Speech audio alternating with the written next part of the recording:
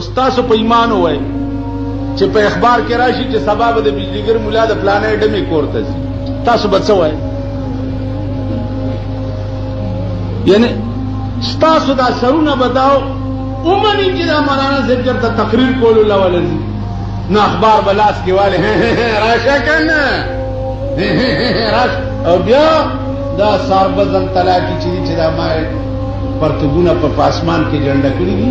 دا ولا خو یو لوی موقع په لاس ورشي پرون راته یو خان وایي اخترم کله کړو مال اختر ولا مال پرون هو کنه پرون نو دیو خزم یو زیلی دلی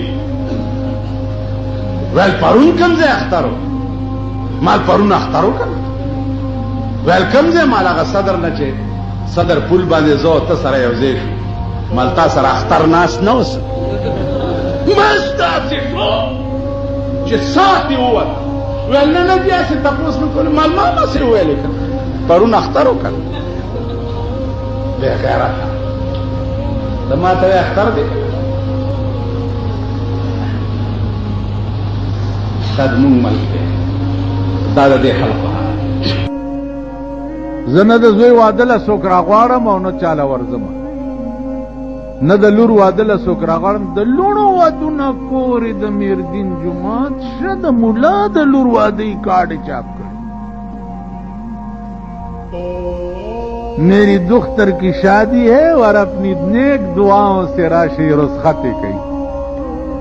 راشی ویدا نور میں بیگالا رسخت کئی چھے خدا دی بیخ بنیاد بیڑا دی غرکش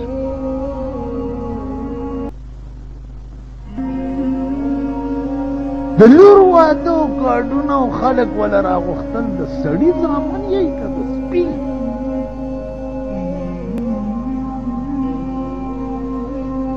نو دا ستاسو ملک دی او دا ستاسو وطن دی او دا ستاسو معاشره ده زمونږ عمر خو پته نشته چې ګنټم نور پاتې دی او که نه هېڅ پته مونږ عمر تېر شو خو هسې خدای ته او د خدای هغه لویې ورځې ته وګورئ سرونه دي در پورې کاڼي در پورې نه دي تړلي لږ په دې معاشره کې سوچ وکړئ چې دا څه کېږي دا ملک او دا قوم کم طرف ته روان دی دا زمون ښځې او لوڼ او زامن کم طرف ته روان دي د خدای هغه لویې ورځې ته وګورئ لږ سوچ وکړئ چې دا څه کېږي لګیا مونږ ته څه پکار دي دې ته سوچ وکړئ هغې نه پس بیا په مونځ کې اهدنا الصراط المستقیم وایي کنی دا اهدنا الصراط المستقیم ټکه کټ کړي اهدنا الصراط المستقیم دا معنا دا چې یا بد لاس جهاد کې او یا بد جب جهاد پلاس زور در کې نه د یزید بادشاہي وی نو د جب غزا بکې په جبه به چې او قوم تبا کېږي او قوم ہلاک شئی تباہ کی گئی دا سکوئی تر رو باسو میدان تروزا جو بدبخ قوم تباہ کی گئی